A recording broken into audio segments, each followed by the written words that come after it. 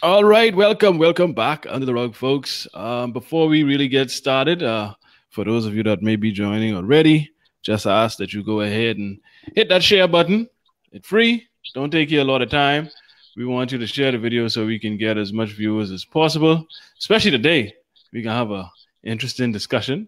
We have joining us for the first time ever, avid viewer and supporter, which we greatly appreciate. Miss Kendora Lightborn has joined the discussion because while I was doing the show 2 weeks ago with Deb, we were, talking about parenting and alternative parenting styles, and I saw she was making certain comments that I disagreed with, but that's fine. I like disagreements because that opens the air for discussion.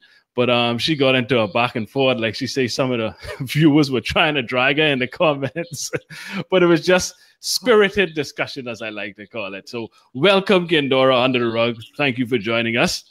Hey, I'm glad to be here. So good to have you. Now, let's dive right in. Like I said, we were discussing parenting. And for those of you that watch on a regular, my position on parenting. Absolutely, under no circumstance I believe that it's okay to hit a child, as an offense, as a mean of discipline. That should not be a card that's in your hand, that's in the deck. That shouldn't be a playable card. But of course, living in the Bahamas, traditionally, as a society, we believe in cut nip.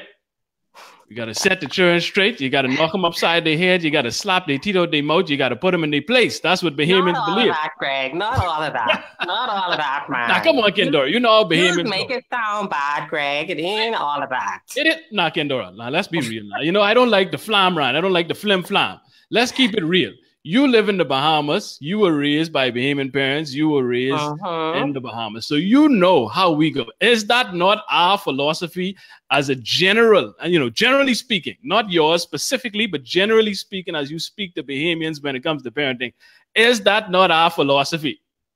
I mean, generally, yes. Yes, generally, yes. All right, see? So I lied. When you talk to most people, that's what they can tell you. And that's how they can discuss it.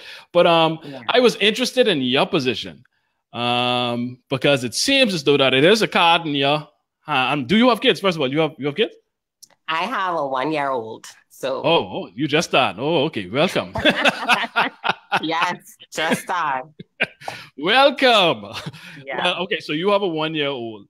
And now I know what I took from, I read your comments and I know what I took from it. But I don't want to put words in your mouth. So tell us what your philosophy is as it relates to parenting. My philosophy is it's different kinds of discipline. And I believe that each child is unique. And the discipline that applies to each child is unique. When I say I believe in spanking, I don't like to call it beating and slapping down and all of that. Because you want to make it sound good. No, I don't make it sound good. Yeah, you got to make it sound good. My perspective, I never got slapped down and beat down and all of that. So from my perspective, I've never dealt with that. My parents spanked me, but it wasn't like no real beaten down, cut hip. Okay, so give us an example. What kind of spanking did they do? They would spank on your hands or your butt, And I think I'm gonna lie. One time I got slapped from my mom. Okay, it's coming up now. One time. Go ahead. See, that's what has happened with it on the table. Go ahead. But all the other times it was like it was spanking and it wasn't no beat down with no switch and things like what I hear about, which I don't approve of. I don't approve of those kinds of discipline personally for me. I wouldn't put those kind of discipline in my parenting style, but spanking, I don't see anything wrong with that. And I don't like when you like to say this, Greg. Go ahead. You like to say that people who get spanked have what you would say, you have internal problems or whatever. You're kind of messed up. You say cognitive dissonance. That's what you say, right? But I don't think that's true. I don't think it's true for me because when I got spanked or disciplined, when I was disciplined with spanking, and I wasn't always disciplined with just spanking. It actually got to a point where I think the last time I got spanked, I was like 10 or 11. And it got to a point where I believe my parents realized that now that you're 10 years old, you know the difference between taking stuff away. Like they instead of spanking, they would be like, okay, you want to act funny, you don't want to listen, you ain't going to this person party next week. And I used to be like, just spank me. Because I won't go to the party. But Greg, it was because I knew what I did was wrong. Okay. And to me, spanking was the easy way out because I could get spanked, but I still could go to the party next week. But it was to a point where my mommy dad was like, okay, the party, no, you're not going to the party. We ain't spanking you, but you're not going to the party. And I used to be like, you know, but like I say, I think it's with every child. I have a niece who she does not need spanking because she is very emotional. If you raise your voice at her and you put on an angry face, she will burst out into tears. You know, so that is kind of like, to me, that is more effective than spanking because that's her. That's her personality. You would think after you do that to her, you ain't touching, you know, Greg. Yeah. You just raise your voice. You better behave in here. And you would think you caught her hair for 10 minutes straight. Oh, trust me, I know. My daughter the same way. But I'm glad you said that. And I can explain why I say it's cognitive dissonance, right? Because a lot of people that you talk to that, you know, were disciplined physically, they would justify the beating, even though they know, everyone knows, if, let's be real, in our right mind, is it right for a larger person to hit a smaller, defenseless person? No, right? We could agree that that's wrong. I can't agree with that. Okay, so you don't, so someone that's bigger than someone else, it's okay for them to hit them under certain circumstances in your book. I mean, you ain't hitting them with all your might, Greg. So if your boyfriend hits you, but he don't hit you with all his might, then that's fine. It depends on the circumstances of the hit. Hold on, wait, what? It depends on the circumstance. If he hit me jokingly, right? Okay. If he hit me jokingly, Greg, he's hit me all the time jokingly. Okay, well, let's say it's not jokingly because parents don't hit their children jokingly, right? What we discussing now is not jokingly, right? Okay. If it's to get a point across or because you did something he disapproves of, if he hits you softer, like if you know, okay, well, he ain't hit me with all his might, so it ain't that bad. Would you ever say that? I would not take it seriously. I still think I would be upset. But I would not be like, oh my gosh. I wouldn't because, like I say, I would be upset about it. But if he just tapped me, if we arguing, right? And he come over and he tapped me on my shoulder, you need to, I don't know what people say when they arguing. Because he don't hit me when we arguing. But I would be like, you just hit me? Now, for some reason, Kendora, and I ain't gonna call you a liar, but I don't believe you. I don't think if your boyfriend hit you during an argument, you could do what you just said you could do. I don't believe. Greg, I find if he does not hit me hard, I wouldn't. See, I think we hit our children hard. When we hit with the purpose, and I'm saying I don't do it, but I'm speaking generally. When you hit your children, you are trying to inflict pain to prove a point, right? Right. Okay. Right. So let's not act like he just giving you a love tap. I'm talking about this hurt where he hit you. It hurt. It ain't all his might, but it really hurt. To the point where you were crying. If it hurts, if it's because he was trying to inflict pain, then I would be hot. I would be hot like a 6. I would. Would you consider that to be okay or right? but it's under the circumstances, Greg. Hold on. This is why I asked you. If he hits you and it hurt, it inflicts pain, do you consider it to be right or okay? I can't say that because what are the circumstances that I hit him Okay, you tell me the circumstance where it's okay for a man to hit a woman. I don't think it's okay at all for a man to hit a woman. But you just say you need the circumstance. You just say you need the circumstance. About adults. But in certain circumstances, if I hit him first. No. We ain't talking about defense. No. You ain't hit him. Okay, well, if it isn't defense, then there's no circumstance. Okay, so. Because I'm a grown woman. Okay, so which means, and this may sound bad, right? But logically, you are better equipped to take a hit from an adult because you're a grown woman, right? No, let me not ask you wait, but you are a full-sized woman. How big is a 4 or 5 year old child? What, no, 30, Greg, 40 pounds? Listen to me. Let me tell you why my boyfriend should not have to hit me. Because I am a grown woman, he can explain to me. We can reason. I love this. I love when you all do this, right? And here's why this don't make sense. Here's what they like to say that children, y'all like to say, here's the thing. Y'all like to say, well, children, they don't understand. How in the world a child could learn a whole language without you teaching them? The most difficult language in the world, which is the English language. You don't teach them how to speak, They observe, they use context clues, they figure out what these words mean. They could understand a whole language and learn to speak, but they can't understand. If they don't understand when you speak to them, all that means is you are a poor communicator and you don't do a good job of communication. No, because guess what? Children learn how to speak and they say words sometimes that they don't understand. They don't know how to use it in proper context. And do you correct them? Do you correct them? Yes, you correct them. Okay, so if you are capable of correcting them and they can understand your correction, you are meaning to tell me that they can't understand you correcting them when they do something wrong? Let's be real now. You got to be consistent. They understand it, Greg. They understand it, but they don't listen. They choose not to listen. No. Greg, so if they choose not to listen, then that means, you know what it is? A lot of parents, and I get it.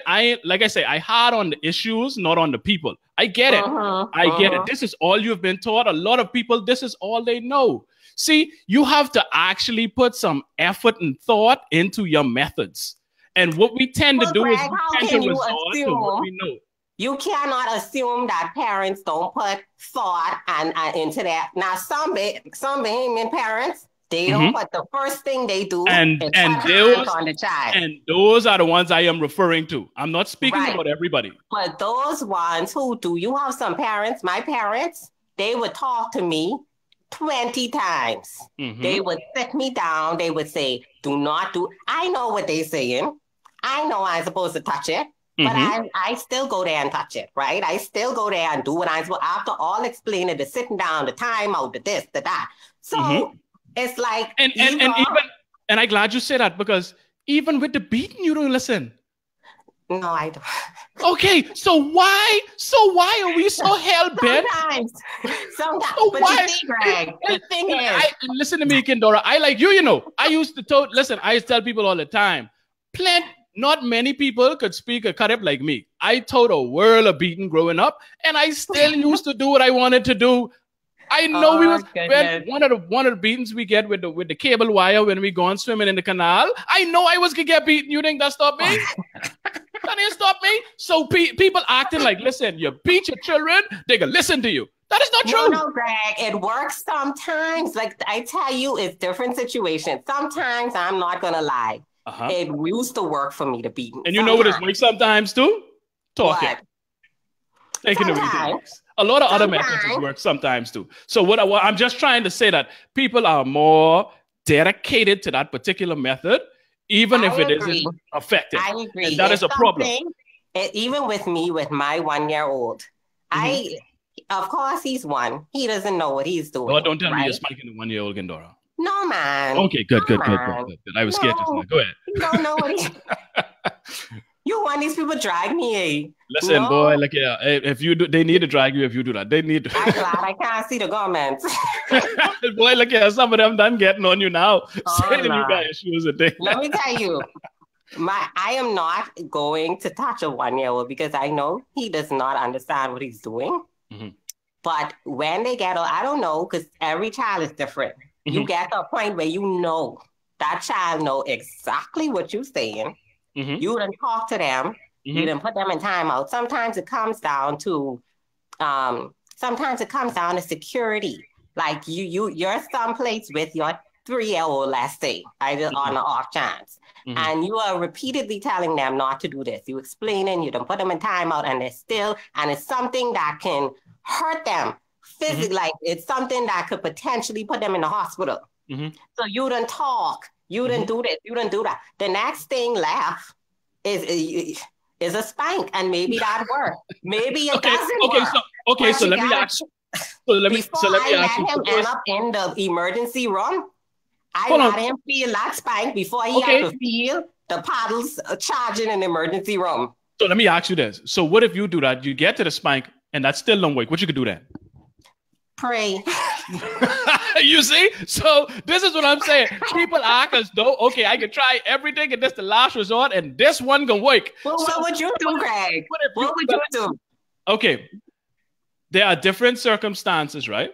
And I'm glad I don't know why, but for some reason, my child deathly afraid of the police.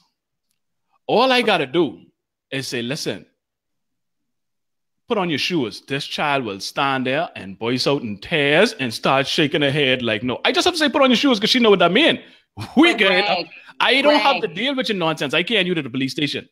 You realize that you might not have physically just spanked your child, but you give her a mental spank. I made that comment on the other post. I know people thought I was crazy, but hear me out. And I'm glad you said that. Let me explain this to you. Keep going. Oh, I want you to go into this one, please, because I'm ready for this. Go ahead. Listen, as a grown adult, right now I get spanks. BPL spanked me last month with that light bill. I felt that in my soul. I was like, listen. I wish I get spanked from BPL because they just come around me with 2x4 with nail in it when they bring their bill to me. I wish I get spanked from BPL. But children, you cannot. This is the thing. Right now, this whole spanking thing is from I do my research when I come to you, Greg. Okay, go ahead. This whole spanking thing is from a study that was done. I don't know how many years ago it was, but 2 doctors did a study.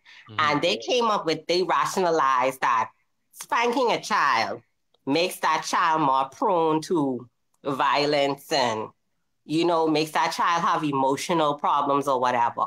But people don't realize that, I don't know if people think discipline is supposed to be something that just, pain-free and it's supposed to be so smooth and easy. Discipline should not be easy for the giver or the receiver.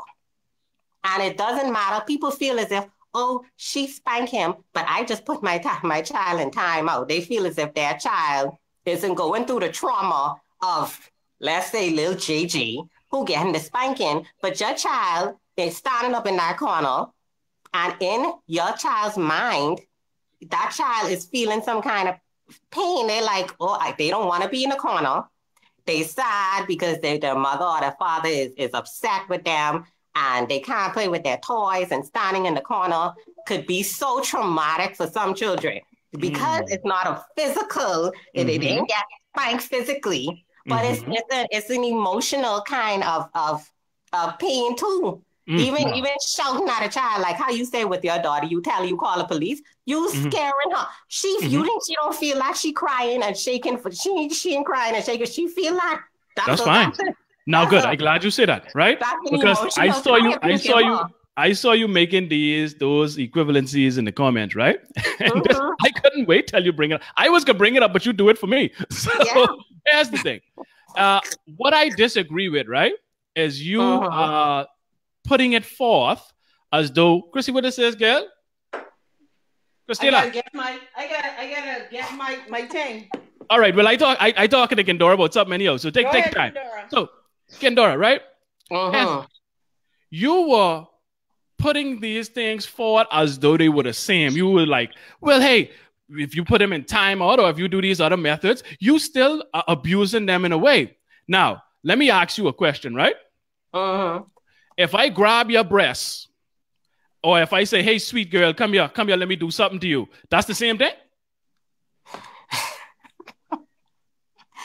It's not the same thing, no. All right. Now, that's what I'm saying. So you equating a timeout to spanking as though it's the same that's not the case. No, that's being disingenuous. It's the same, Greg. I'm not saying it's the exact same. Okay, so what's your point? I am saying that both actions bring some sort of pain, not physical. Okay, but would you say some acts, although it brings some form of discomfort, some are more acceptable than others? Maybe. Because, like I say, if it ain't, then I might as well grab your breast instead of just shouting at you from across the street because it's the same thing. People different, Greg. You grabbing my breast. You have some girls that they can get their breast grabbed. Boy, don't play with me. But you have some women, if you grab their breast, you standing there, they and people different. Like you can grab my chest, Greg. I don't care. You can grab my chest. I don't care how different people are, Kendora. Some acts are lewd, disgusting, and wrong. I agree. No matter how the person take it or feel about it, you have some people that get raped and they functioning quite fine. That don't mean that the act of rape is okay because they took it better than the other person. You understand? I agree, the whole thing is the acts are different. So I would prefer that parents be more creative and take other means as opposed to being the person. You could imagine someone, I don't know if your pregnancy with your child was, it went normal and fine. You could imagine someone that went through a difficult pregnancy, right? How to struggle to get their child in this world. How they supposed to look at that child and hit them? You're hitting them. You're not hitting them because you want to cause them pain. Just like you don't threaten to call the police for Kaylee because you want to see her stand there and cry. It's because it's a disciplinary action because of something that she did. And it is applicable to life. And it is applicable to life because, listen, I train my child. I prepare enough for this world. You understand? So if you don't follow the laws and rules that have been established, then this is who is going to take you and deal with you, the police. You understand? I agree. I lay out some ground rules. For you. That works for you. But some children are not scared of the police. They are not. Your way of discipline applies to life, and spanking applies to life too. Because, okay, I know you. Now, Chrissy, you know how I feel about spanking, right? Where spanking apply for me, Chrissy? You don't like spanking at all, as far as I know. No. What I say? Where the only place spanking is acceptable? What? In the bedroom, In the bedroom with two consenting adults. Thank you very much. That's the only place anybody's supposed to be spanking. It's not that cut and dry, Gregory. Listen, Greg. When people go to court for breaking the law, they don't get spanked with a 10 years sentence. No. See, it's different. You understand? That's different. Okay, because it's not physical pain, but you could imagine the pain somebody feels when the judge says, 10 years. I think that's worse than getting spanked. If some judges would have asked some of these criminals, listen, you want 10 years or you want to get cut up? They choose cut it quick. Yeah, children do that too. Well, children do that too. Many children, myself included, growing up, you'd be like, just beat me, man, and give me the punch. Just beat me. Kendora say she do that same thing. Yeah. She say she used to say that. But y'all young people look at spanking and discipline different. By the way, happy first year of surviving the first year, Kendora. What did it? Oh yeah, with her Charlie. Yeah, I can't believe that's a year already. I can't hear Chrissy. Yeah, Chrissy, you a little low for True Dread. I am. Yeah. Okay. Oh, maybe because my phone. Hold on. Let me turn my phone. We gotta do this together. Wait. Yeah, I think I was covering the thing. Can you hear me now? I mean, I can hear you. I know how well Kendora can hear you. I can't hear at all. Yeah. She said she can't hear you at all. Okay, I think I have. Well, I guess what I did. Why it took so long, I had to reload the Be Live app. I think I turned the microphone on. You deleted it.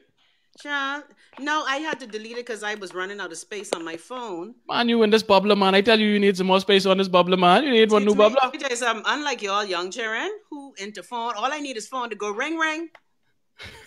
I need all them other things. Well, you need them other things because you got to do your show from your phone 2 to 4 every day. So don't talk, but you ain't need them things. Man, look here. Child. Kendora, you still can't hear her? Yeah, I am. Oh, okay, cool. All right, so yeah, Chrissy, I just had to address because 2 weeks ago, you've been gone for a little while on your retreat, getting your only skin glowing and 1 week things. I've been gone. Jesus, 1 week. Can a sister have a week off? Well, you was missing from this show for 2 weeks. Oh yeah, that's true. So I was doing the show with Deborah, and we was talking about parenting, and Kendora was, making some comments. So you know how I go. I don't like the row in the comments. I just invite you on the show, and we could talk it out. You know what I mean? Yes, I read Kendora comments too. I be like. So we were just having that discussion before you came on. So, okay. But I want to get into some other issues as well. We could always, we have a lot of shows we dedicate to that topic. People is telling me, Greg, you talking about this again? Mind you, I only thought about 2 or 3 shows out of 108 on that topic, but that's all they hear. Because that's a hot topic. And they finally got somebody who not for beating now. Don't tell people I for beating down your children, but spanking. Positive reinforcement with spanking. No. Ain't no such thing as positive reinforcement with spanking. Like you say, in the bedroom. Harder, right there. That's the positive reinforcement that the adults is saying in the bedroom. Ain't no such thing as positive reinforcement with spanking when it comes to children. No way. Children, man. Maybe not. I can't get you to see it my way, Greg. And I hope I can get you to at least consider it my way because you got your little child. You have a son? You have a son, right? I have a son. And you got a little boy. I don't want you to I don't want you to have to get to that disciplinary action. Yeah. I'm going to try everything else. I'll try to police you. I can let you know how Jesus, that the only one, Kendora. Yeah, let me know. I here to help too, you know what I mean? You can hit me up and say, man, listen, this such and such happened. What you think I should do? Seek out advice from other people. When he carrying on bad, Greg, and you tell me I can't spank him, I can send him to your house. All right, then. Right? Send him right there. Send him right there. Let me know. Ain't giving up spanking. So hey, let me know when you come in fight so I can treat you like Jehovah's Witness, eh? All right, so let's talk about some other issues. Chrissy, I wanted to talk about the abuse of power, which that kind of falls in abuse of power because I think parents abuse their power a lot when it comes to their children. But recently we've been seeing abuse of power, not just recently, all the time when it comes to government. And we don't talk a lot of politics, but we get into certain issues when they dominate in the headlines, and we try to discuss it from a different angle. Chrissy, what you think about this situation, right? Which one? All of a sudden, right? They whap higher taxes and all these fees and all these things on us, right? And they tell us, listen, hey, y'all can take it, man. You got to cut back. You got to do these things. We can make tuna and corned beef VAT free so y'all struggling folk could make it. You got to cut back. We cry. They say that written in stone, right? Soon as they hit a extra tax on the rich white people behind the gates, all they do is write a letter. And Peter say, oh, wait, hold on. Sorry about that, boss. My bad, man. My bad. No, we can fix that right now. Hey, pardon I, boss. I mean to do that to y'all. I apologize. All of a sudden, he'd make a U-turn. What you think about this, Chrissy?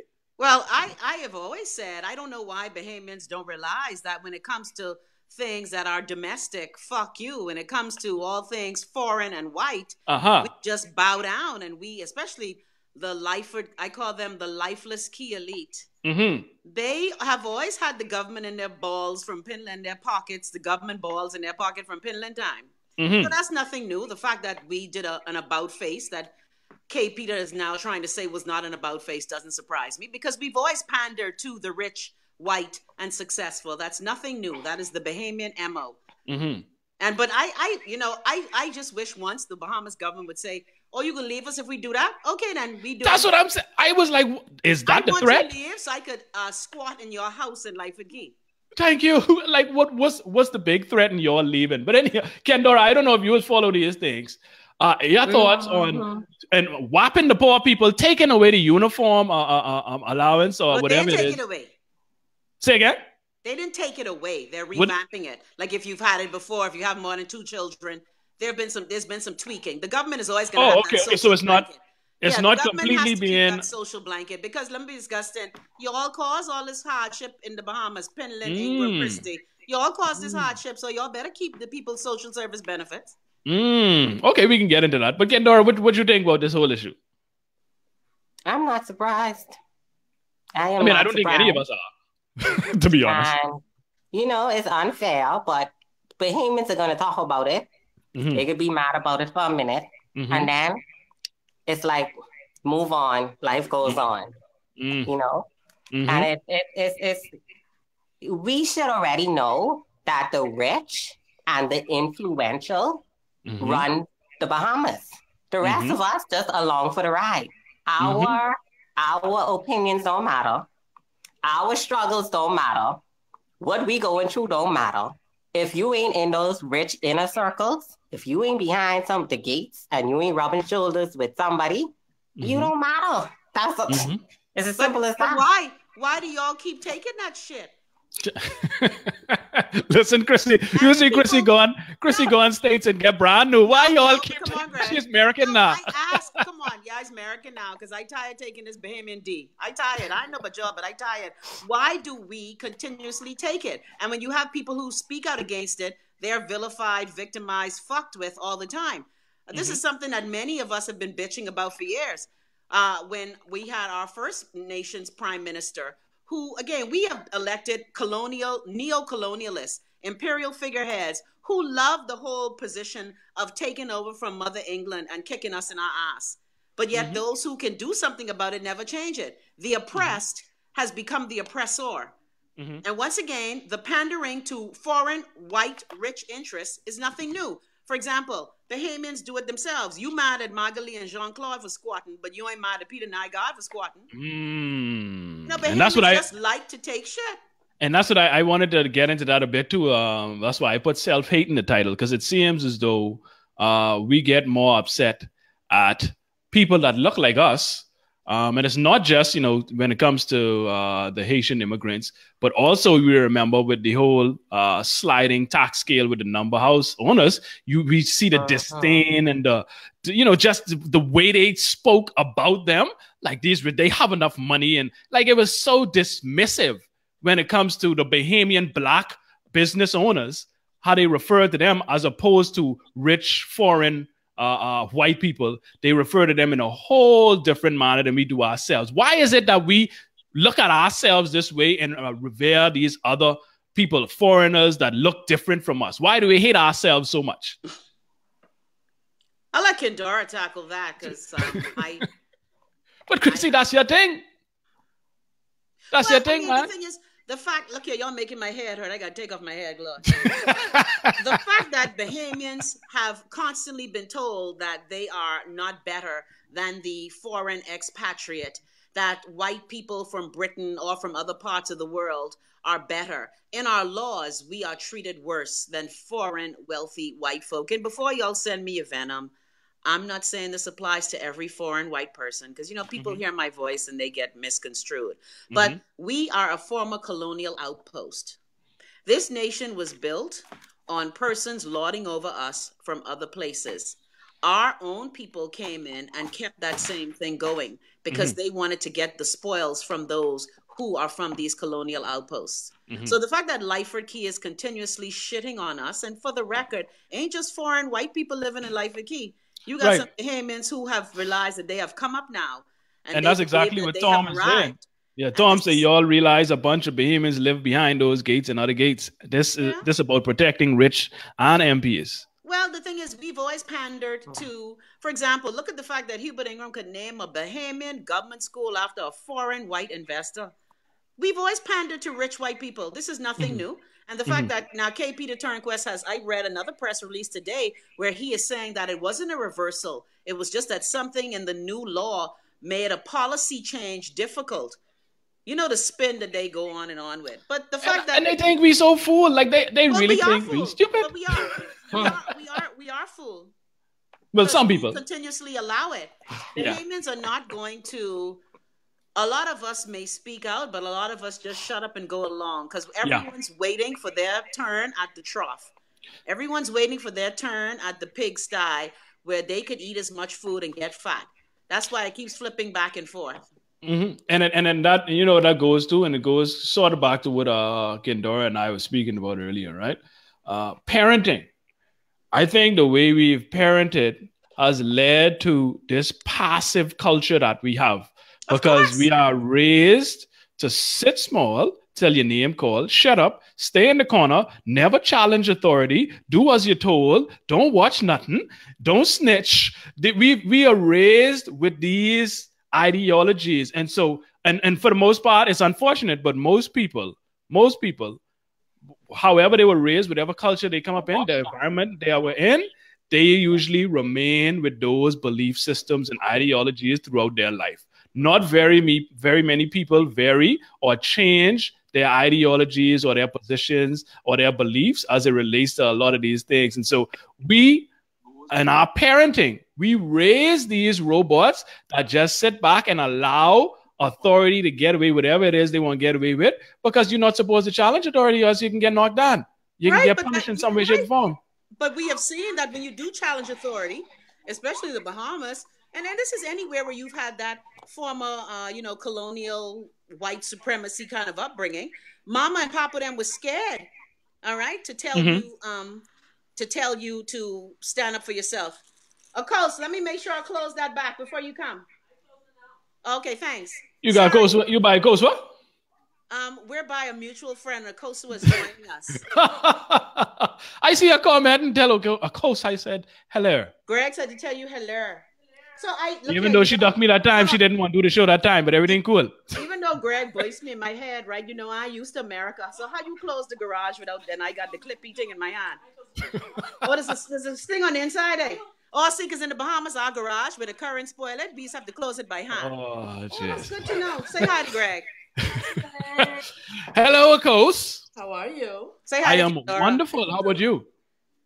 Oh, you I see you still glowing from your retreat. Yeah, we're still in retreat glow. I only doing this show because I love you. But you know, I was telling you, Greg, to get back to the point. All right, so I guess we don't need that then. Yes, no, that was my point. Just that we raise our children to be to not challenge. You know what I mean? To go along, get along. Our parents are afraid. I used to tell my mother all the time.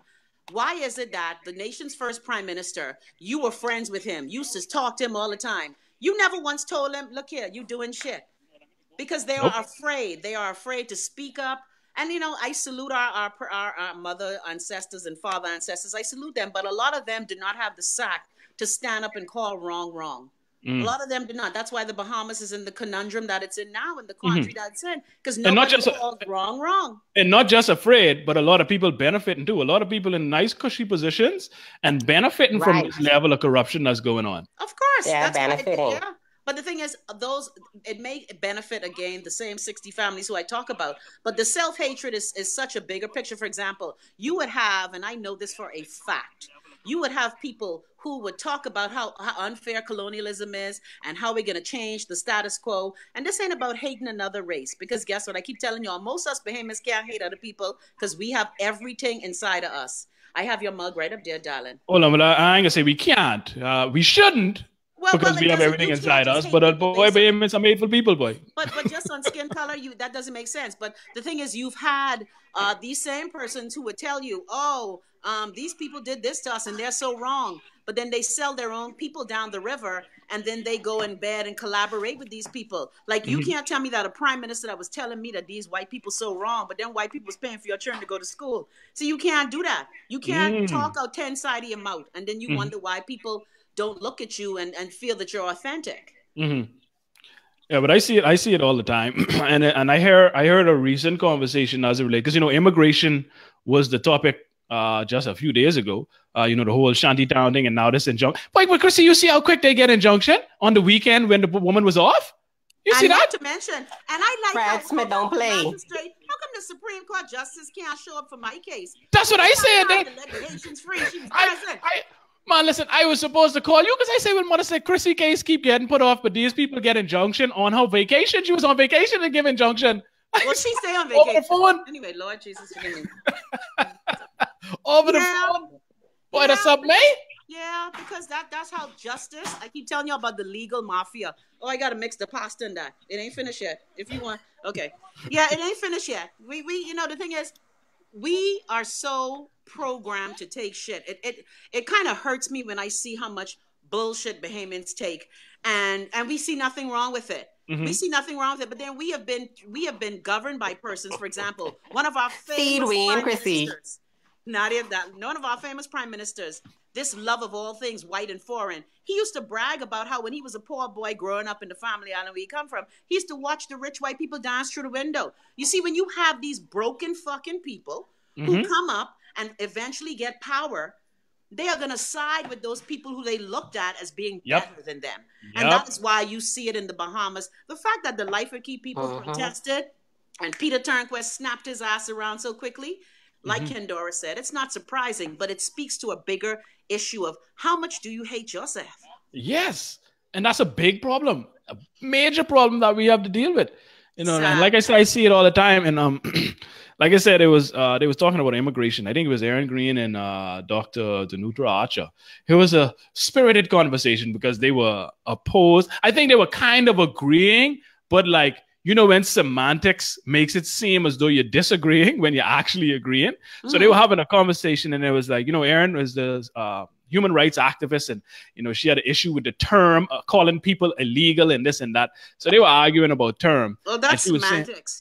If you come into this country and you come into this country without crossing an immigration border, that is an illegal entry. You know, see, we don't have time to assuage your ego with fancy words. It's like and that was Dr. Archer's point. That was Dr. Archer's point, but she was sticking on it because I won't lie, there is a lot of hatred and vitriol as it relates to Haitian migrants.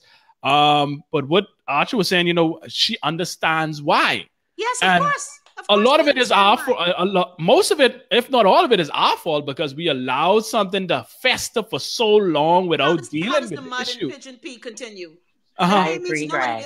And I say this all the time, Bahamians say I'm being mean. Let me tell you why the immigration situation isn't going to change. Whether it's the man from Finland stealing our land, or the people from Haiti stealing our land, or the Americans stealing our land, we are ashamed of our complicit behavior in the whole thing.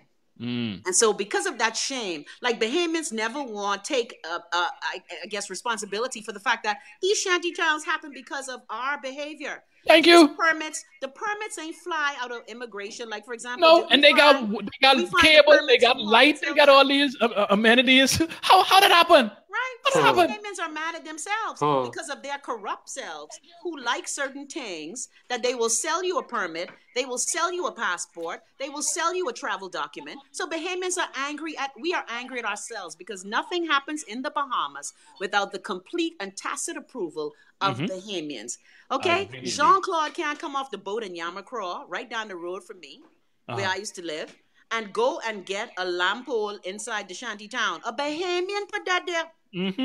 And that's the problem. And that's what we don't seem to want to acknowledge or deal with, because I haven't heard them speak about any of the land owners throughout this whole situation. I ain't hear who owned the land. I ain't hear how they going against. Surprised who own it. You would be surprised who own it and who has allowed this to happen. Who's collecting rent from these illegals? You would be surprised. It's never going to come out. You know, and that's the problem. It's like the pastor telling you, don't be an adulterer. But you know all the pastor outside cheering. You'd be surprised to know these same people who fighting for the rights of and trying to clear down shanties. You'll be surprised to know who owned this land. And, you know, Fred Mitchell said he was going to do a release about it. I think Shivago Lang talked about having a land registry. But you see, again, if you don't know what you got, it's like you have a shop, Greg. When you're baking your cookies, right? Before you buy more flour and butter, don't you check your inventory? Or do you just buy? Now, if it's butter on sale, maybe, yeah. Don't you check? How do you know what line you ain't got unless you know what you had before? Yeah, exactly. I think we are crazy. And I hate to say that. There's a psychosis. I agree. No, I don't think we're crazy. I think we are corrupt. That's what I think. We are very corrupt. I think we are corrupt. When it comes to money, Bahamians will throw everything out the window if they could profit from it. It's about profit. But that's crazy. They don't think about the law we break in. They don't think about the consequences. Can this make me money? I need the money. And that's what happens when you keep people fussing and jonesing. When you keep them pussing and jonesing and yearning for money all the time, they will do these kinds of things just to make a couple dollars. Like you say, not even considering the mass effect their decisions are going to have on the country. They don't care. But see, to me, that is a form of, and I don't like to call people crazy. Let's just say there's a pathology there. Mm-hmm. But if your corruption is destroying an entire nation, mm-hmm. and I know as Bahamians, unfortunately, we are not very altruistic. We're not going to give up our personal comfort for the rights of the many. That's something we don't do because, again, we have been so controlled into thinking I have to kick my brother or sister in their hip for me to get ahead. That's mm-hmm. the conditioning we were always taught, and it comes from slavery as well. So, yeah. Okay, well, see, Matthew says it's psychoneurosis. Mm-hmm. And Dr. Timothy McCartney talked about this when he talked about our neurosis in The Sun. Even though it dealt with alcoholism, it dealt with a lot of our character traits. Mm-hmm. Because I used to ask our first prime minister this, you know what them foreign people, colonial people did to us. Why would you come into power and do the same thing to your people? That's a sickness. That's something wrong. But you know the cycle, Chrissy. You know the people that have been abused will often be the ones to abuse as soon as they get the opportunity. See, for me, I'm different. I know what it's like to be abused. Yeah, me and you different. Not to be an abusive asshole. Yeah, but me and you different. We are the minority in that. You know, understand? A lot of people, the minute you turn over power, and power corrupts, absolutely. It has always been over since existence. We've seen it over and over, not just in the Bahamas, many different countries. That's just human nature. You give people too much power and they will abuse it. And that's why I love The Dark Knight. The one quote I take from that movie, either you die a hero or you live long enough to see yourself become the villain. It's going to happen. So what do we do then? Yes, and in the Bahamas, power equals money. Money equals power. Mm. But the power and money, okay, and this is my thing. We're all in this fishbowl. Mm-hmm. Tom say just like beating your children. We're all in this fishbowl. Like we were talking about one of the influential families who again came from dirt, managed to corrupt and thief their way to the top, mm-hmm. but they still say who said they passport many payments, but they have still managed. You may have the riches and you may have the power and you may be behind the gate, but you still are subject to the same levels of crime. They may just may take a little longer to get to you. We mm-hmm. have our politicians. Remember this last Christie administration? I remember the Attorney General had bulletproof vest, guards, and gun and thing. You still living in the fishbowl. So your corruption is serving you how? See, I just think that's crazy. We're all in this fishbowl, especially in Nassau. Nassau is 21 miles long. Look here, Fort Lauderdale bigger than that. Yeah. Yes. That's crazy to me to continue doing things that are going to make your people lose their mind. Mm-hmm. And you continue to do this instead of the deputy prime minister in his role as a CPA. So I expected better sense to tell us why Lyford Key got those exigencies and contingencies and concessions in the first beginning. Because my thing is this, you come into the Bahamas, you wealthy, you come into the Bahamas to build here to hide your money. So something should be in that for us. And it should be good if they sell their place, because that means you don't want to contribute to what we need to help make this country better. So you could go let somebody buy it that wants to pay the taxes and contribute to this country. You can't just suck, gain, lay on the beach, benefit from the good location. Black people. Like I tell a couple of my friends who live behind that gate who are white, mm-hmm. I always ask, now all of them, I noticed that the children of a lot of the people that I know, they look at us with a different eye. It's a jaundiced eye. I've heard some conversations. A jaundiced eye. Jaundice. Everybody likes the key and evil, but they look at us. Like I remember hearing a very prominent man who we worship and adore because he gave us a couple library and a couple things. And he was telling me to my face one day how you people... First of all, I was like, who the fuck you talking to? Anyway, you people don't want to work hard and pull yourself up by the bootstraps. Mm. I'd be like, first of all, use a Canadian industrialist who get your money from teeth and shut your teeth. And secondly, you come to our nation. Yeah, we're grateful for the couple of things you give us, but you are coming to this nation and we're grateful for the cement you bought. Mm-hmm. We're grateful for the little jobs you give the gardener. Mm-hmm. But you come to this nation and it's very one-sided. Mm-hmm. It's very one-sided. You come in here because your little pale skin can't handle the cold. And guess what? This is not everybody. There are people who have come to the Bahamas who I love. They love this country with a love just like me and you. Mm-hmm. But the fact that you can whine to the prime minister, the deputy prime minister, about you don't like the second home thing, Hold on, what wine? Just write a letter. They ain't even wine. We was whining and complaining. No, all they do is write letter. They have a lifeline. There's a fiber optic line from the rich and elite out in them. New Providence Development, Life at Key. You know, Mr. Lindrod, them, they don't go to the OPM like you're all trying to get appointment. They have the back phone, but they just call and say, look here, catch yourself. What you dealing with? Yeah. And so but then again, you want us people, me, you, Kendora, using all kind of tax on us. And we must just shut up and take it. Yes. Because you know why? Guess what? Because you do shut up and take it. That's why you stay getting doggy throw on you. Well, that's what we do. And that's why I say, you see me say all the time, because I understand how this thing go. And while I would love for us to come together as make a people, your money, boo. And exactly. To come together, be strong, and let's all come together to get these things done. I have recognized what really rules, and that is the cash. What's that song? Yeah. Cash rules, the money. Around that me. Is the Why cash. do you think Sabah's so well loved? I mean, I'm sure he's a stand-up guy, but it ain't got nothing to do with his personality or who he is. It's about what he gives out to the people. Mind you, he does a lot for the community. I commend him. But, you know, people are not looking at who you are as a person, your traits, your values, what you believe in. If you have money and you're willing to dish it out, they love you. They don't care. So we so thirsty, so Kendora, so we so thirsty for a couple of dollars that we will compromise our entire essence. That, you know, I may as well, I need to just stop talking. I need to take my CBD oil and just lay down in the chair and watch Power. Because you know, seriously, I don't understand. See, you just have to understand. See, when you know what you have to do, Chrissy, you know what happened, and this is what, you know, I tell you this before, you got to manage the degree to which you care. You understand? Because you have to understand, you got to understand human nature and how humans function, why we function, why we do the things we do. You have to, I study humans. I study psychology. You're better at that than me. I just don't understand putting yourself in harm's way. Like today on my show, we talked about these women who are upset about the uniform thing. Let's get into that. If you continue to put yourself in harm's way, for example, and again, I don't believe in eugenics and trying to survival of the fittest and deciding who must breed. But if I am in a situation where I'm unable to take care of my basic needs, why am I continuously heaping sorrow on myself? I just don't get that.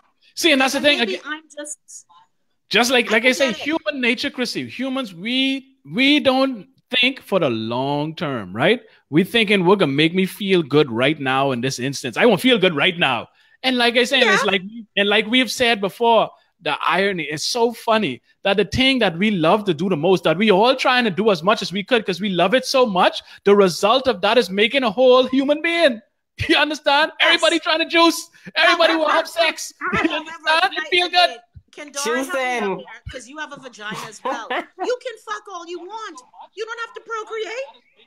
But then again, Chrissy, it don't feel the same with the condom, Chrissy. You understand? You know, being go too, and still don't have to get pregnant. My thing is this: if you don't have 7 children, condom or what they say, condom or AIDS. My boy say condom for cowards, Chrissy. What you mean? Condom or AIDS. I just don't see for me. And they serious. I believe that at our basic human instinct, and maybe you could help me out as a behavioral scientist. At your basic instinct, you are trying to run towards things that cause you pleasure, yes. But however, there's a pain in some of those things that may cause you pleasure. For example, I would like to eat macaroni and cheese all day, every day, but I know there's pain. I would like to get high out of my mind every day, but there's pain attached to that. So while we are humans and we love pain, the pleasure, there's also the pain part of it too. Why continue to build shanty towns, to not educate yourself, to keep your community dirty, to continue to blow your mind with drugs, and you wonder why you are getting the same results year after year after year? See, to me, that is cray-cray. Again, it's that short. Listen, I won't feel good right now. That what it is, serotonin, what it is in the brain that right now. Does make you feel good. That good feeling. And especially when you're hurting. You know, a lot of people depressed and they just need something in that moment to make them feel good. And they make bad decisions because of it. That yearning to feel good because they in a state of depression or sadness, or you know what I mean, they ain't happy with themselves, their life, the way things going. So anything to make them feel good, that's why they go to the bar. That's why you think we call, and this is the stupidest thing I hear, right? But I hear it all the time in the Bahamas. What we is called loving ourselves. Going out and getting drunk. How the hell is that loving yourself? Well, the thing is, even that's loving yourself, Greg. There's nothing wrong if you get drunk, though, but know that the next get drunk and forget your problems, forget your issues. What's your problem? But guess what? You know what, right? You forget your problems while you getting drunk. But guess the next day who knocking on your door? Them same damn problems because they ain't going nowhere. Wherever you go, you know what I tell a lot of Bahamians who come to me? Wherever you go, there you are. Mm-hmm. You could pretend to dodge these problems. For example, I could get numbingly drunk out of my mind and fall in the pool at Waterloo, which I've done before. But the next day, I had to find them school fee for college. Yes. I still had to go back on the plane and get to New Jersey and figure out how I was going to pay that money. You can numb yourself, of course. We all look for things to numb ourselves, especially when our lives are pitiful. We all look for ways to numb ourselves, but you still have to function, and you have to work on getting to the root of why you need the need to numb is in your life.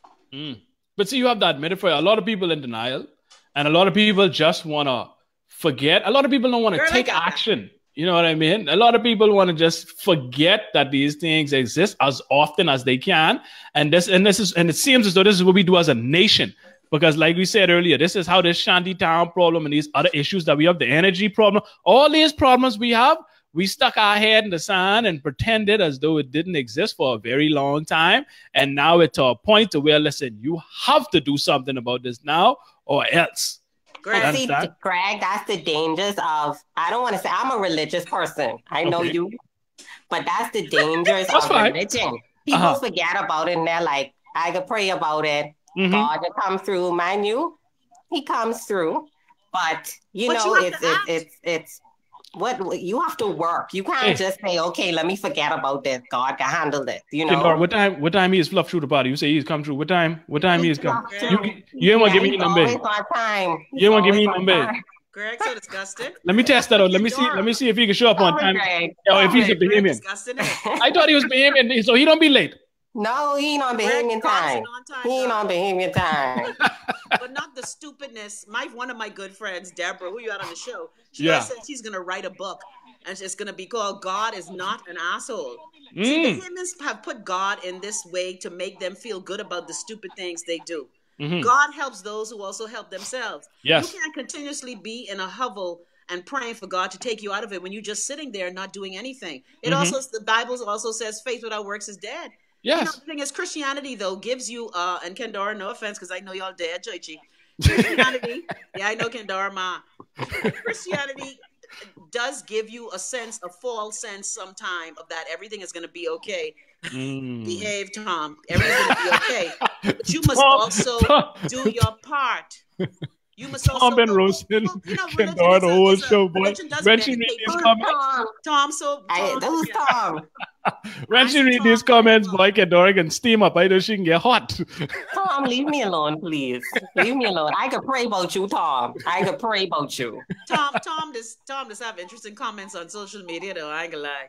Yes. Anyway. But I mean, like I said, and y'all know me. I don't get. Listen, if you're religious, that's on you. I don't. Do you, boo? I ain't care. You know what I mean? Don't let your doing you affect me, though. Like, for example, church and state collide and they make stupid rules. Like when the church wants to tell me as a woman, I don't have the rights over my own body. My husband can rape me. See, when church and state collide to make stupid things, I have a problem with that. Not that I don't love the Lord, but when your loving of the Lord makes you become an idiot, and then you are an idiot with legislative power, and then you put that legislative power, like, for example, you as a jackass who believe like your power was foreign, but you obviously mad with your mom. So you can tell me when I have children for my foreign man, that's a problem in the Bahamian. See, your stupid interpretation and your legislative power makes you put in laws that affect me in a negative way. That's why I don't like when they bring that. I hate to hear them even refer to the God and church and thing in the house of assembly. Listen, keep that in your private life. Keep that home. You go to church, you do that. When you come in the house of assembly, you are representing the Bahamas as a country. Not everybody here is a Christian. Not everybody here believe these things that you believe. Keep that out of here. Let's talk policy. Let's talk laws. Let's talk legislation. Let's talk these things. Keep all of that religious stuff out of the house of assembly. Keep it out of the politics. Keep that to yourself. You understand? That's all I ask for. And keep it out of school. God damn it. I got to suffer now. I got to send this child to the straight school now. Boy, look here. You send her to the ultimate. Kaylee could come home and preach to you, Greg. Hold on. Kendora, you late? She been preaching to me for years. Now you late? Oh, goodness. Hey, but I find out. Hey, Chrissy, I can tell you. I find out how to beat it.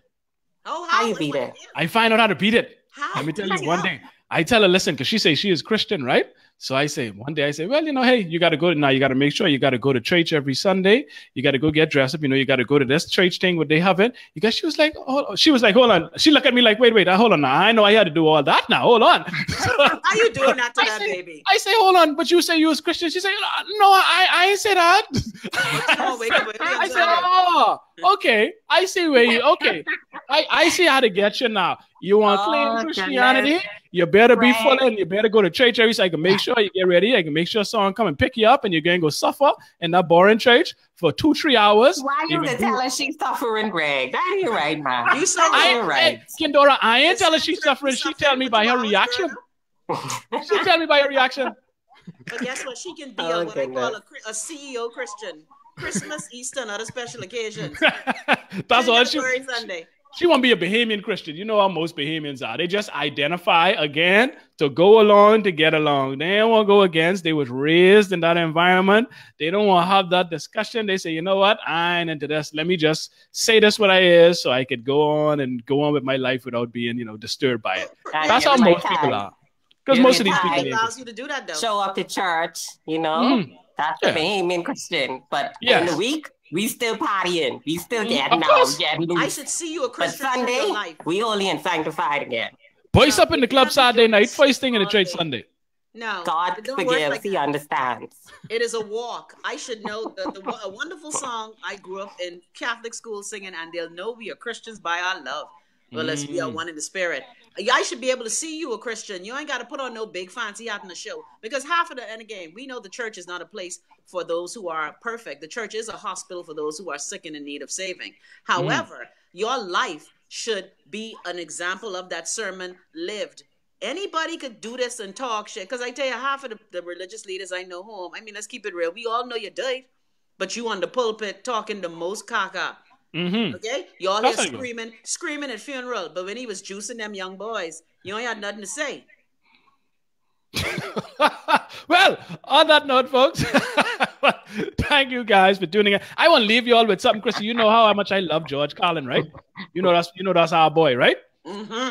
So, in light of all this classism that's been going on, making the rich not pay any taxes while they make all the money, making the poor, the middle class pay all the taxes. George Carlin summed it up quite nicely, right? And I want to play this soundbite from the great George Carlin so y'all can listen as he sums up class in 1 minute. Now, to balance the scale, I'd like to talk about some things that bring us together. Things that point out our similarities instead of our differences. Because that's all you ever hear about in this country is our differences. That's all the media and the politicians are ever talking about, the things that separate us, things that make us different from one another. That's the way the ruling class operates in any society. They try to divide the rest of the people. They keep the lower and the middle classes fighting with each other so that they, the rich, can run off with all the fucking money. Fairly simple thing, happens to work. Anything different, that's what they're going to talk about. Race, religion, ethnic and national background, jobs, income, education, social status, sexuality, anything they can do, keep us fighting with each other so that they can keep going to the bank. You know how I describe the economic and social classes in this country? The upper class keeps all of the money, pays none of the taxes. The middle class pays all of the taxes, does all of the work. The poor are there just to scare the shit out of the middle class. Keep them showing up at those jobs. Summed up perfectly by the great George Carlin. The rich get to take away all the money, pay none of the taxes, while the middle class do all the work, pay all the taxes. And we have the poor to scare the middle class into showing up to those jobs every single day. But you know what's scary? What hurts me in the Bahamas, though? This same political and this same elite, the oligarchy, the plutocracy. For example, I like to always raggy on the political elite. What hurts me with them is that they used to be the poor, sorry leg, water pumping niggas. Sorry leg, man. And just because they have arrived, like one family in particular, I just have to remind them, you forget what your daddies do for a living, eh? And see, when they arrive, they didn't take that power and shit on you. See, that's what hurts me. And I guess because in our country, it's so small. And me and a coach talk about this all the time. We know these people. We grew up with these people. We remember when they had two coins to rub next to that other. But because politics has put you in a certain stead, and politics has made you be around the table during the deals, and you have made a living, and your children then come along and be the biggest assholes ever, that's what hurts me. So them saying people who was the poor people who used to scare us, they have now become the rich. Them saying people who, you know, I live in life for the key now. It just hurts your heart. That's how it is, you know. And a lot of those people are insecure, and this is why they act the way they act. You know what I mean? They are quick to abuse because they've been abused, and they feel like it's their turn to be in that position and to do other people like that. That's how it is. It's unfortunate, very sad. You know what I mean? But hey, what could you do about it? You know. Well, Bahamians can do something about it.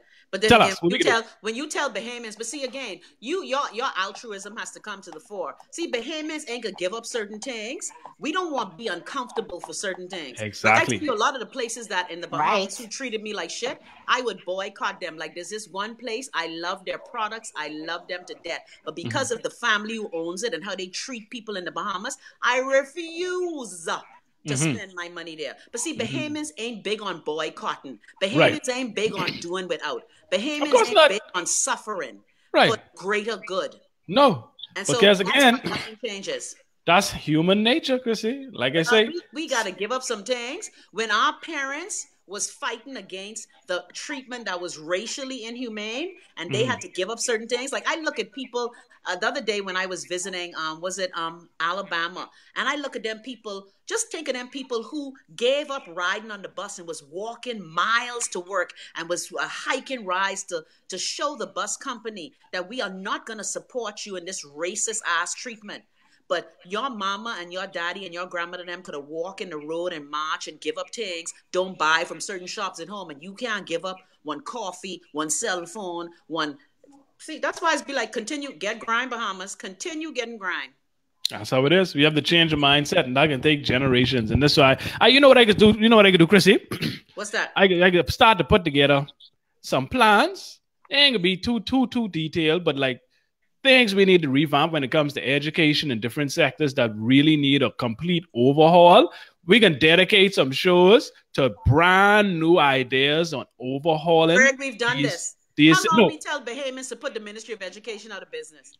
We get in deep on this. You understand? We can dedicate some shows and we can go in deep to some ideas to completely overhaul these systems that we have. They ain't got to put them in place, but we can discuss them and we can put them out there. You know what I mean? How long have you been talking about solar? I know a friend of mine just said that her brother just tricked out their house in the ghetto fully solar. And that's why it kind of hurt. And that's why it hurt me with this whole multi-million-dollar Shell deal with going down to still use. I mean, it's a better form of fuel. Yeah. Well, of course. But, you know, again, that's why it's so disappointing. We live in the Bahamas. We have sun at least 300 days of the year, at least. And we don't have a piece of our power grid that's powered by solar. Not a piece. It's not profitable, Greg. It's not profitable. See, and that's the problem. No, but see, that, Kendora, can I tell you that we hear that a lot. But sun is free. Renewables, the fact that, first of all, I remember one time going in the inner city community, telling them, why don't you pool your resources? Get one power box that could power the whole damn block. And now, one thing I must say, I do give, Lord, I can't believe I can give Perry Christie one little piece of credit. But the fact, Hubert Ingram started this bill. The fact that BEC is no longer penalizing you for generating power is a good thing. That's good. But what do? We just sit and bitch and whine. Like every time I go on Facebook, the current off. BPL, really? Everybody cursing BPL. But what you doing about it? Why all of Podolio's tree can't get together, put one storage box on them, all them dirty land, clean that up, and it could power that whole road. But you know what? It goes back to education, Chrissy, and you would be surprised to know how many people don't know about solar. Yes, they do. Don't know. Chrissy, trust me. An Offset baby name, but you can't Google how to do solar. Exactly. That's what they are not aware, and their attention is in the wrong areas. You understand? It's education. It all goes back to education and exposure. And so we can discuss how we could revamp education, because I think that's at the root of our problems is our education level and what we're doing in school, because we wasting a bunch of time in school. Well, 90% of the things they teach me in school, I don't use or remember. You understand? From 1994, we have been having a discussion on the air. I have personally had meetings talking about investments, talking about alternative methods to schooling, but Bahamians don't give up their comfort. They don't give up their comfort. You see, it's easy for me to wake up in the morning, bitch through all that traffic and drop my child off and be like, carry your ass into school. We don't want to give up the comfort. But you know what? That's the illusion of comfort. That ain't really comfort. They don't want to give up what they used to. I don't want to call it comfort because it's not comfortable to sit in traffic, to drop in potholes, to complain, to have your power off, to sit in the heat and sweat. That's not comfort, but that's what you used to. So you don't want to give up what exists and try something else. You know what I mean? So we have those discussions, but we're going to run way past time on this one. Thank you guys so much. Thank you, Kendora. I challenged you to show up 2 weeks ago, and you showed up. We had a good discussion, although we didn't dedicate the whole show to it because, a lot of stuff going on. I wanted to also discuss some things, and I ain't talked to Chrissy in a couple of weeks. She's been out there, It's only been 2 weeks. That's a couple of weeks, girl. But plus, let me tell you, see, I believe that when you have other people who want to speak, I step aside to let I understand that. Have a chance in the great Under the Rug show. Yes, and I appreciate that time off, though. Can I tell you? Yeah, I could see. You just chill. You was when I checked your show today. You was lay right off in bed, dribble still on your mouth. Okay, don't run out. Crush still on your eye. See, I go on outside. I get up, put on a bra. Greg, disgusting. Greg's disgusting. I guess you can tell me, Kendora, before I come. I tell him I getting ready now. You tell me you're done. Had your old people napping. Yeah, I napping, damn it. Because guess what? I napped from February 11, 1990 Hey, listen, I don't blame you at all. Because I don't nap too much, I be falling asleep like my granddaddy used to just sit there and just drop sleep right away. Because any minute you stop moving, you drop sleep because you don't get enough sleep. Old and I old, your ass. That's me. No, I tired. I wake in too much. Oh, Kendora, and happy birthday to you. I can't believe that's a year ago already. My Lord, she can't hear me. Anyway. She can't hear you. Yeah. Kendora and Chrissy say happy birthday to you. She can't believe that was a year ago already. Yes. Thank you, Chrissy. Your birthday just gone? Baby. No, my baby boy. Oh, okay. Guys, wish the mommy happy birthday because who squeezed them baby out? It's our birthday too. Lord. It ain't just Lord. See, hey, listen. Hey, y'all think the baby belong to y'all, Plenty of y'all women is carrying on like that. That's mine. That's mine. Our children don't belong to us. We are caregivers. Y'all are the vessel by which the child comes forth into the world. Push it. Don't mind me. Squeeze a baby out your anyway. Bye, y'all. Anyway, hey, Chrissy, tell the people where they can find you, girl. Oh, child, every day I be on YouTube. I be on YouTube. But Chrissy Love Live to the world. Please subscribe to my channel, tap the bell, and you all watch my show plenty. I also have a Patreon account where you could support my show. Thanks. Oh, shoot. Where they can find that? Patreon.com, Chrissy Love Live. Yeah, put some skin in the game, damn it. Some skin in the game. You want me damn cool and entertain you? Yeah. Put some skin in the game, damn it. Yeah, they want to get all kind of free jokes and think off you a good laugh and all that good. And can't give you $1, $2, you know what I mean? But then you'll go right to the store and go buy Remy and all these other foolishness they can buy, and then come to you for entertainment for free. Put some skin in the game and stop playing. All who ask me about, Chrissy, how you get rid of your fibroids? Go check me out on Patreon. And there you go. What's your donate button? Well, we have goundertherug.com is the website. You can go to the donate section if you want to put some skin in the game. You want to put one little something in the place, to help us. Because as you can see, I in the damn cheering room doing the show right now. Because I refuse to put another $1 out my pocket when I got baby to pay for. I got shop to open. All these things I got to pay for. Listen, I ain't spending no money if y'all ain't spending no money. So if you would like to see us back in the studio with nice AC and nice tables set up with mics and all that good fancy stuff, go ahead and put some money in the place. Go to goundertherug.com, go to the donate section. If not, like I say, you could always share the video. Once you share, we get more viewers, and then hopefully some of these scary Bahamian companies that are traditional and old school would finally come on board and decide to put some of their money into new media, the new way of doing shows now, which is internet based, and they will bring their money and we could provide for the show in that way. So either of those we'll appreciate. Go ahead and do it. Kendora, like I say, thank you so much for showing up. We appreciate your support. You're always tuning in all the time. We appreciate that. Thank you for coming on today. Chrissy, I love you today. Greg. You're always coming through, and I appreciate it greatly. So until next time, folks, peace.